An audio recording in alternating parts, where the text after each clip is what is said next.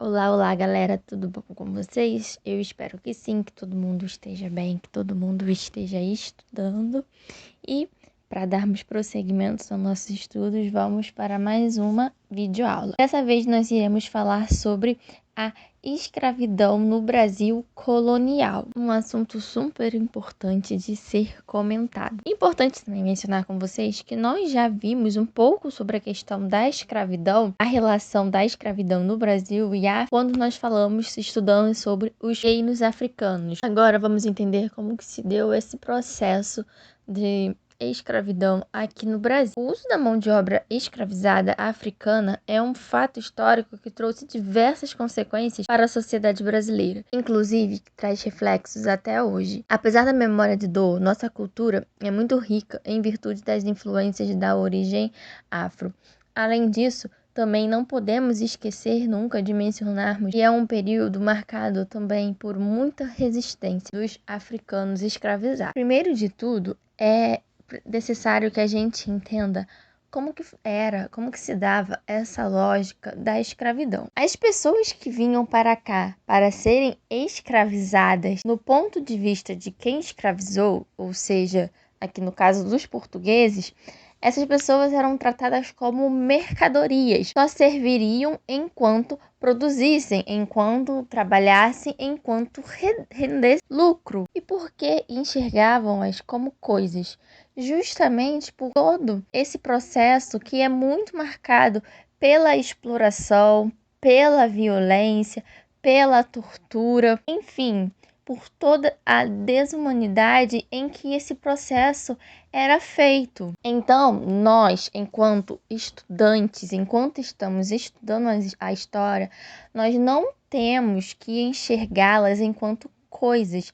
Nós sabemos que são pessoas que vieram forçadamente para o Brasil, para as colônias portuguesas, para poderem ser exploradas, para poder serem escravizadas. E por que isso? Porque muitas das vezes, quando vamos abordar esse assunto da escravidão, as pessoas o abordam não questionando, não trazendo para si todas as consequências e gravidade do que foi esse período no Brasil que começou na época da colônia e que perdurou durante todo o período do Brasil Império. Então, assim, as pessoas escravizadas, elas não são coisas. É essa lógica desse sistema mercantilista da época.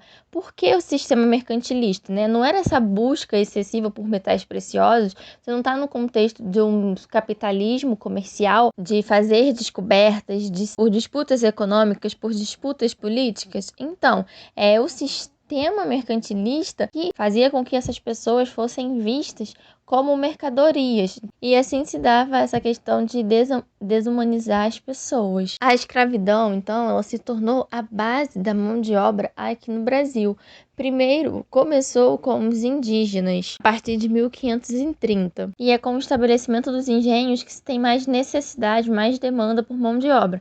Então é aí que começa o intenso tráfico negreiro, o intenso tráfico de africanos, conhecido como tráfico negreiro. O tráfico negreiro, ele gerava muito lucro e é por isso que a mão de obra africana escravizada, ela foi introduzida nas colônias americanas. E aí, não apenas na colônia portuguesa, no caso Brasil, mas também nas colônias espanholas. Só que aqui no Brasil, esse processo de escravidão foi mais intenso. O número de africanos que vieram para cá, para o Brasil, para serem explorados, foi altíssimo. Não à toa que o Brasil foi um dos últimos países a abolir a escravidão. O tráfico de escravos africanos, ele se mostrou como um comércio lucrativo para os portugueses, que já tinham conhecimento do trabalho africano em atividades açucareiras em suas outras colônias, né? Principalmente na África, que a África também foi durante muito tempo colônia portuguesa. Os africanos escravizados foram trazidos para o Brasil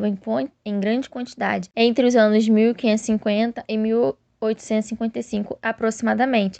E aí essa atividade, né, a escravidão, ela tinha essa origem fundamentalmente econômica, lucrativa, por conta dessa lógica mercantilista. E aí, nos séculos XVI e XVII, os portugueses eles compreenderam que, além de lucrarem com o tráfico e com o comércio de escravos, eles podiam usar os escravizados como moeda de troca, ou seja, mais uma vez, os escravizados sendo vistos como coisas, como mercadorias. E aí muitos dos africanos que foram trazidos para o continente americano, né, nesses chamados navios negreiros, eles muitas das vezes morriam. E aqui eu posso comentar com vocês sobre uma frase muito emblemática, muito marcante do filme Pantera Negra, em que pode nos trazer um pouco da imensidão e da gravidade, né, do terror que era essa questão desse navio negreiro do tráfico de escravos. A frase diz assim: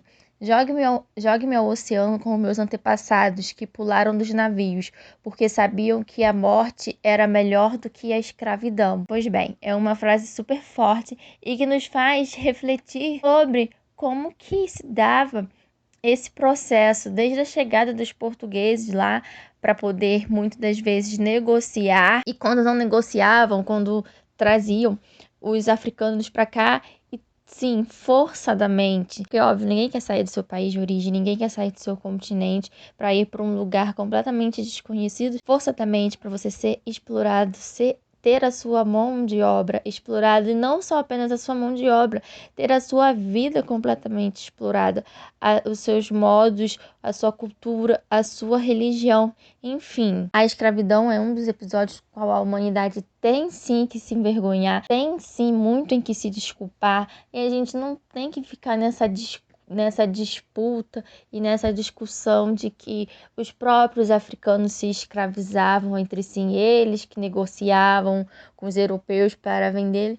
Não, isso não tem tanta relevância quanto a questão de que sim, houve escravidão, houve sim exploração.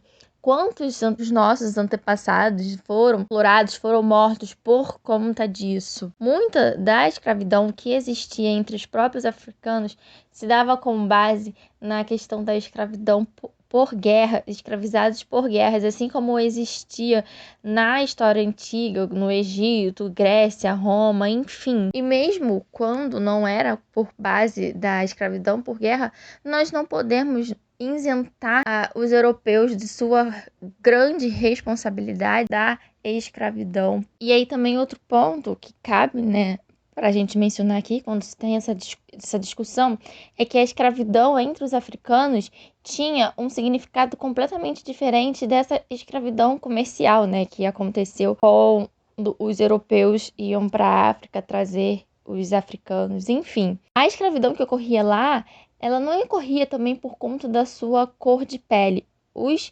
africanos, eles não eram escravizados por serem negros ou por serem africanos, diferente do que aconteceu quando os europeus eles passaram a escravizá-los, porque passaram a escravizá-los com base na concepção do eurocentrismo, com base na concepção de que eram superiores, com base na concepção de que os africanos eram inferiores, muito também por conta de serem negros. Calcula-se que mais ou menos 4 milhões de africanos vieram para o Brasil serem escravizados. E aí é que nós podemos mencionar de diáspora africana. Só que assim, o que aconteceu foi uma diáspora africana. Diáspora é quando você tem um deslocamento de determinado povo para uma determinada região. Só que essa diáspora africana, ela não foi uma diáspora voluntária, ela foi uma diáspora involuntária, já que os africanos não vieram para cá por livre e espontânea vontade, né? Eles vieram em condições completamente desumanas. A escravidão, ela despersonifica e dessocializa a pessoa. Ela é retirada do seu convívio familiar, do seu convívio social, cultural, religioso, enfim. Agora ela passa a fazer parte de um outro universo completamente diferente do seu, tendo a violência e a exploração como a base para todo esse processo. Muitos dos africanos que vieram para cá, ao chegarem no Brasil, tiveram até outros nomes, passaram a ser batizados com outros nomes. Então, assim, a gente percebe o quanto que isso modificou completamente a vida dessas pessoas. Então, assim, um dos pontos mais importantes também, que quando a gente comenta da questão da escravidão, é quando a gente fala da escravidão dos indígenas e dos africanos. Os indígenas, eles também foram escravizados, como nós vimos na nossa aula anterior. Mas lembra que eu mencionei com vocês a questão dos jesuítas e a problemática que isso envolveu, como quando os jesuítas eles passaram a ser contra a escravização indígena? E aí fica a pergunta, por que os jesuítas, a Igreja Católica, de maneira geral, ela era contrária à escravização dos indígenas e não dos africanos? Pois, para a Igreja Católica, os indígenas seriam aqueles que poderiam ser cristianizados. Por isso a questão da catequização foi muito forte com os indígenas, pois então não teria sentido, não teria por que escravizá-los em nome da religião. Já em relação aos africanos, a igreja ela não se opunha porque estava ligada diretamente à questão comercial, à questão de lucro, já que o tráfico negreiro, ele era muito lucrativo. Então, se era lucrativo, seria também lucrativo para a própria igreja. Ela poderia até ser contra, né, esse excesso e criticar o excesso da violência, mas não era contrária à escravidão, por causa justamente de todo o lucro que essa escravidão trazia. Como nós vimos na aula anterior, a base estrutural da sociedade açucareira eram as fazendas de cana-de-açúcar, compostas de 3 elementos principais: a casa grande, a senzala e o engenho. A casa grande era a moradia do senhor de engenho, né, e de sua família. Na casa grande trabalhavam os escravos domésticos, que desempenhavam diversas funções, como as chamadas mucamas, que eram escravas que faziam os serviços domésticos e acompanhavam as patroas. Tinham também as amas de leites, fora também toda a exploração, violência sexual que também existia. Os escravizados que trabalhavam no engenho, eles moravam nas senzalas. No que se refere à religião, obviamente, os africanos escravizados, eles também eram privados de exercer a sua religião, já que numa sociedade colonial o cristianismo era usado como dominação, como forma de dominação, de repressão e de subordinação, não apenas dos indígenas, mas também dos negros. Então, a religião africana era vista como bruxaria, portanto, os africanos eram proibidos e caso fossem pegos exercendo a sua fé,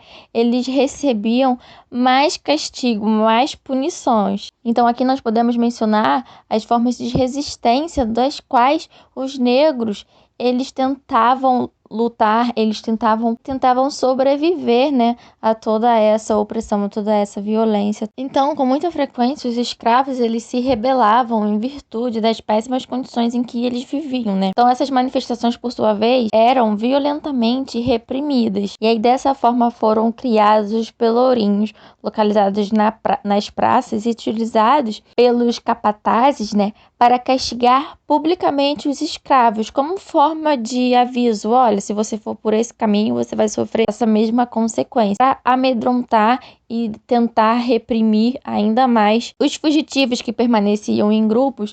Eles formavam os quilombos, comunidades afastadas dos centros urbanos e de difícil acesso, para que esses capitães do mato não conseguissem encontrá-los. E muitos foram os quilombos que passaram a se formar durante esse período. Esses territórios quilombolas, como são chamados, eles são importantíssimos para contar essa história da escravidão. E eles existem muitos até hoje. Na época da abolição, os quilombos eles ampararam milhares de ex-escravos que viviam sem condições de trabalho, sem condições de moradia, de alimentação, enfim. A Lei Áurea, ela aboliu a escravidão, mas ela não fez o processo de inclusão desses ex-escravos na sociedade. E aí, um dos quilombos mais conhecidos é o quilombo dos Palmares, localizados na região da Serra da Barriga, em Alagoas. Em 1694, quando nós temos a atuação forte dos bandeirantes, eles conseguem invadir